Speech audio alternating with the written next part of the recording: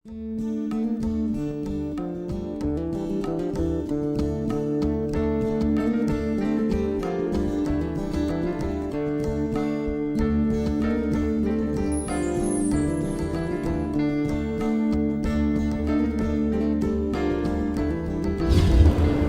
alaikum and welcome to Discover with me, Soraya. This week we are in Liverpool, where we'll be taking you back in time to the Victorian period, where we'll be discovering one of Britain's first mosques established by Abdullah Quilliam.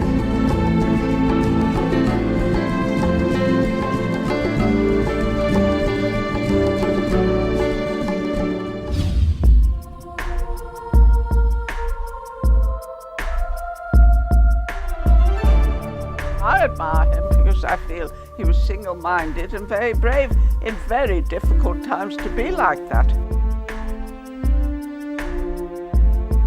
I think he was someone who worked tirelessly to give back to his community, both the poor and the needy, and those who were well established and sort of intellectual and quite wealthy as well. So he really reached out to all sorts of people in the community, worked very hard on their behalf. Born in 1856, William Henry Quilliam was the son of a wealthy watchmaker and became a solicitor after training at the Liverpool Institute. He was a wonderful grandfather, he loved children, and he used to come to the house at Christmas and he used to bring fabulous presents, and our eyes used to pop out because he was a very generous man, and he just sort of had a very, very special appearance. He used to always wear a frock coat with an astrakhan collar, and he used to have long hair over his astrakhan collar, and he always wore tails and striped trousers, and that was his permanent uniform. That's how he always dressed. He was what was known in those days as a poor man's solicitor. In other words, in his practice, and in Liverpool where he had his big practice, they used to have what they called in Liverpool Mary Errands, who were the flower women that used to sell flowers in the street. And they all had daughters that had illegitimate children, and they used to go to my grandfather to get paternity orders to make the father pay for these illegitimate children. When he used to go through the streets, the flower women used to throw their flowers under his carriage out of gratitude, because he never charged them. They used to come to him and they used to say, "Will you take a paternity order for my daughter?" And they used to say to him, "We haven't got any money." And my grandfather said, "Well, what have you got?" And they'd hold their hand out and there'd be a shilling in the middle of their palm. And he'd say, "No, you keep that, but I'll take your case." But life as a lawyer took its toll on Quilliam, and in 1882 he travelled to Morocco and Algeria, and it was there that his fascination with Islam began.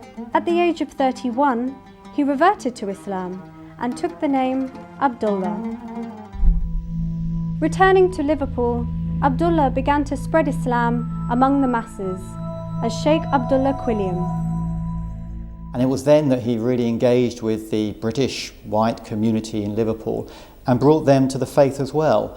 He was able to explain and express Islam in terms that they understood, that was important to them in terms of their own culture, their own principles, their own values. Abdullah Quilliam was a foresighted individual that engaged with his community regardless of whether it was Muslim or non-Muslim. Very simply, there were not many Muslims around.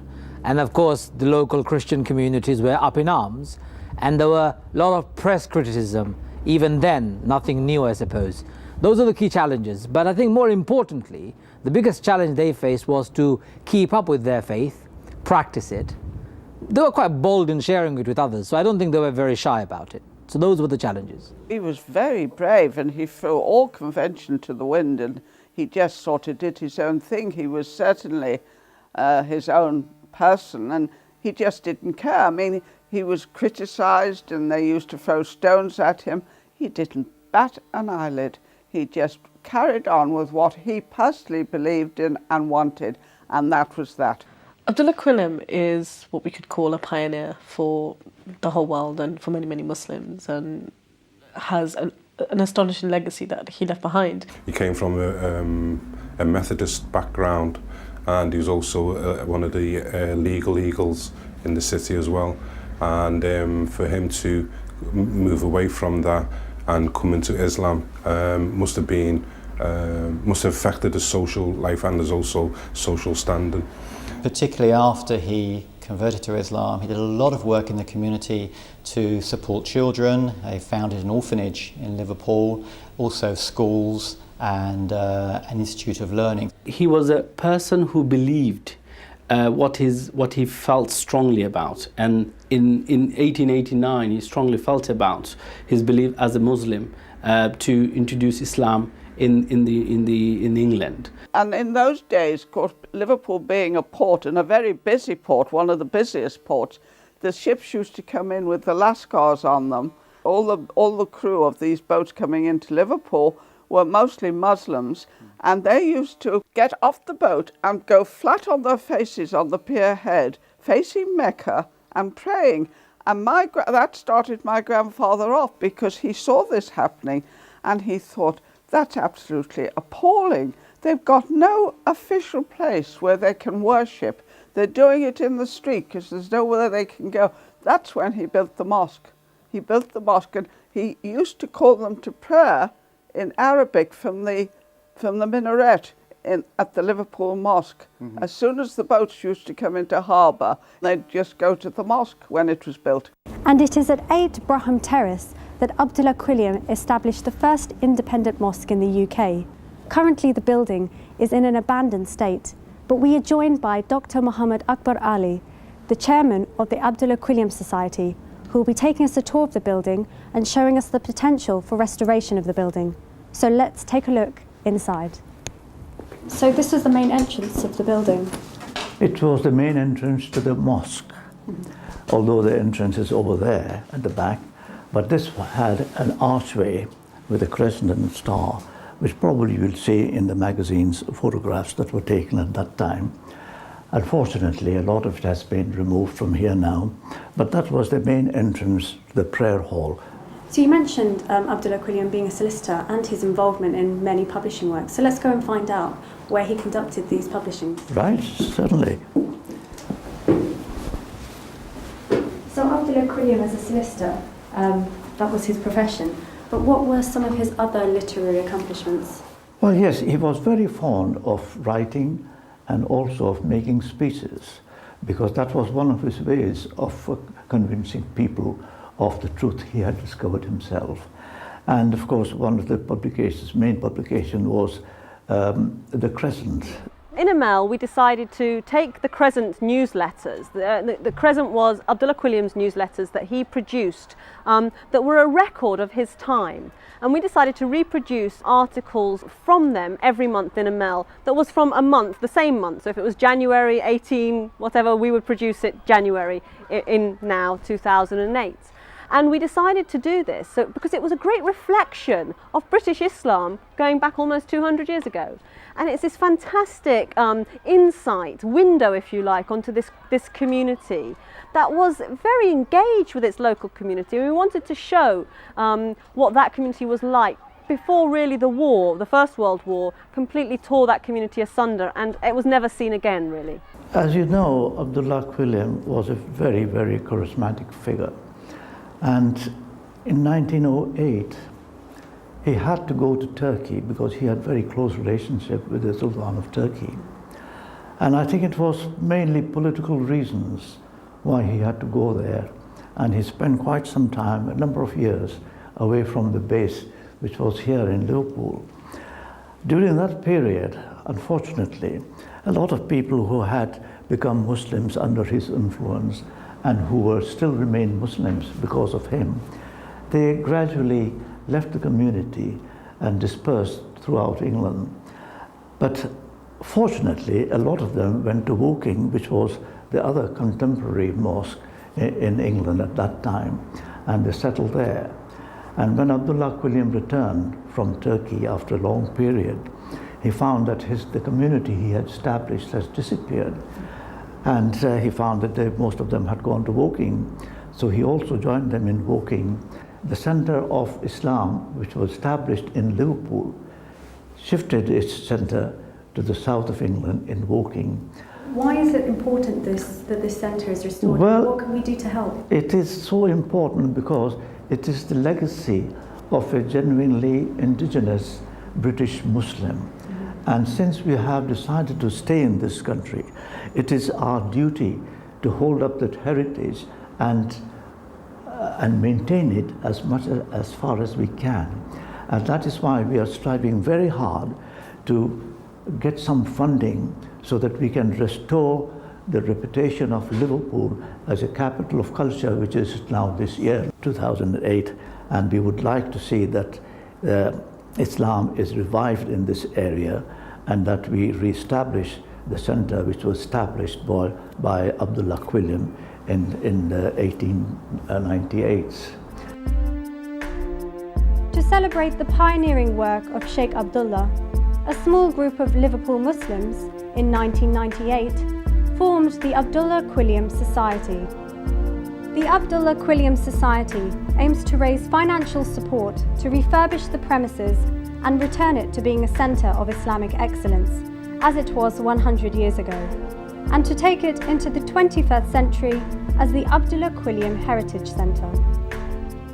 I think the Quilliam Society is a great idea, even though I'm not a Muslim myself, but to Muslims, local Muslims, which are getting more and more, it must be a great society for them to come to and get help and advice. I think it's always important to realise the history behind 8 Brome Terrace and what the Abdullah Quilliam Society want to achieve, not only for the Muslim community in Liverpool and the Northwest region, but also to break down the barriers that exist in lots of societies now with intolerance. So I think it's a wonderful way forward to teach the Islamic faith to the people of the city, whatever gender, whatever religion, or whatever race they come from. This is the first mosque that I know of which was truly British and started here.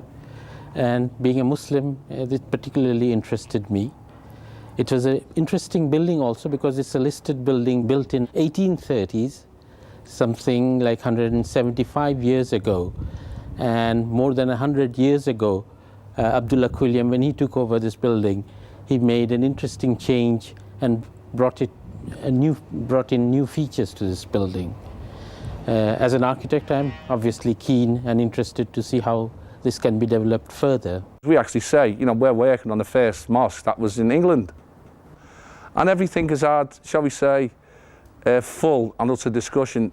The mix of the cement had to be what was done in the late 20th century. The stainless steel gutters have got to look like lead. All the pipework has got to look authentic as we can, but with modern materials. And that's the challenge. It is really a great honour and a privilege to be involved with the first mosque in England, which was set up by an Englishman on an English soil 120 years ago. So the very involvement is very historic, and that is really something very unique to me. First of all, we'd like to restore the first mosque in England as it was 120 years ago, and also to have a state-of-the-art, an Islamic museum, unique again in the European soil, and also to use the centre for interfaith dialogues and community cohesion, a place for learning for all communities. Also, we will have an Islamic garden and also a further prayer room as a mosque built with the modern design and the backyard. Abdullah Quilliam Foundation, established only a few months ago, has a different agenda, a completely different program, whereas we have been established for nearly 10 years and we have been working very quietly to establish a centre which will be called the Abdullah Quilliam Heritage Centre, and that is one of our main objectives. This is an incredibly important project for not just the whole British Muslim community, but for the global Muslim community to actually see and have forever, if you like, professionally archived his words, his actions, and what he did in this community, which was dynamic and vibrant and committed to a British Islam. So that's an Islam which is authentically Islamic and true to the faith and to the deen, but also authentically British. I think as we build through the safer, stronger communities and have real community cohesion, it's important that everybody is able to access all community centres like the Abdullah Quilliam Society will establish in Brome Terrace. And I think it's important, the educational aspect, it's important that it is an office space, a workspace for people to work in. It's important that it's a museum of history so people can see where Abdullah Quilliam came from, what he did, and what he actually achieved for all the people of Liverpool as we work towards a very tolerant society. I was really honoured when I was asked to become patron of the Abdullah Quilliam Society, and especially the refurbishing of the Islamic prayer room and the turning it into the Islamic Heritage Centre in Liverpool. And for two reasons I decided to do it. Firstly, Jesus told us that there were two commandments in the end: to love God with all your heart and to love your neighbour as yourself. And if I was to say, well, who is my neighbour, then in Liverpool, the Muslim community is my neighbour. The Muslim community is the neighbour to the Christian community. And how do I show that love for my neighbour? It seemed to me that one of the ways I could do that was to help in the refurbishment of the Abdullah Quilliam Centre. At the moment, we are restoring the roof of the building, which is costing us £150,000. We urgently need that. And also, in total, it will cost us around £2.5 million for the full refurbishment. Of course, as far as the fabric of the building is concerned, it's very sound, and perhaps it will take less than £1 million to restore it, make it habitable. But that is not the idea. We are not going to let out rooms here. We want to establish it as a cultural centre, a propagation centre, a centre of excellence from which we can propagate, from which we can invite people, invite all people, as the Quran says, to the way, invite all to the way of thy Lord, with beautiful preaching. And the response from the Muslim community, I mean, in regards to funding, how have you found? Unfortunately, and it's very sad to reflect, that the Muslim community seems to be in a deep slumber.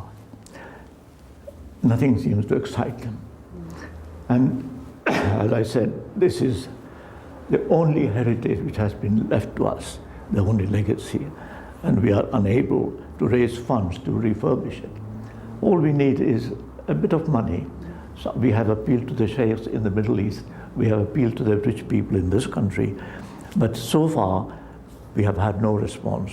And we are hoping that through this channel that we are working on, and I hope people will feel that it is their duty to uphold this heritage that has been left to us, this legacy, and do all they can to help us to raise the necessary funds so that we can restore this place to its former glory and make it again a center of excellence, a center for the propagation of Islam and Islamic ideals.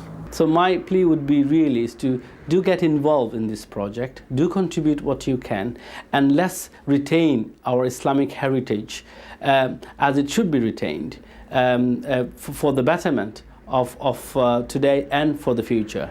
If we don't uphold our Islamic history today, what can we leave for tomorrow's generation?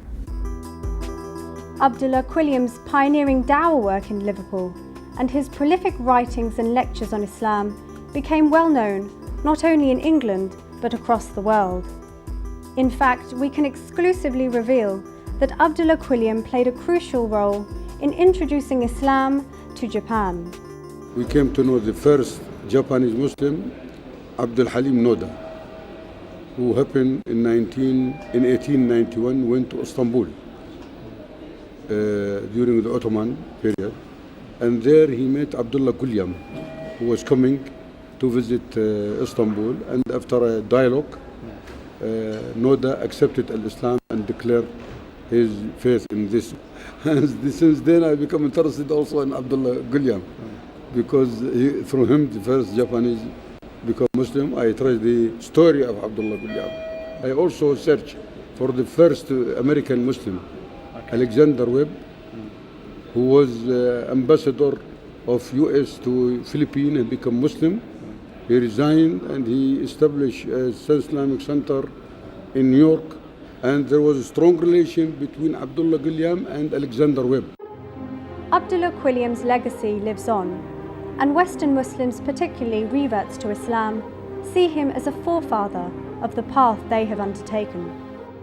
He did an awful lot of good for people in Liverpool and people generally in England, you know, and I think that there should be more people like him that are prepared to give themselves to the community and to their country and to whatever, to improve them. And he always wanted to improve things. And as a revert myself, I always say that in my journey to Islam, I didn't need to change to become Muslim. Actually, I adopted a faith that I felt was right and was right for me. In a similar way, Quilliam was able to establish a community in Liverpool, a Muslim community in Liverpool, based on sort of British traditions. And I think that's a really important lesson, actually, that applies to British Islam today.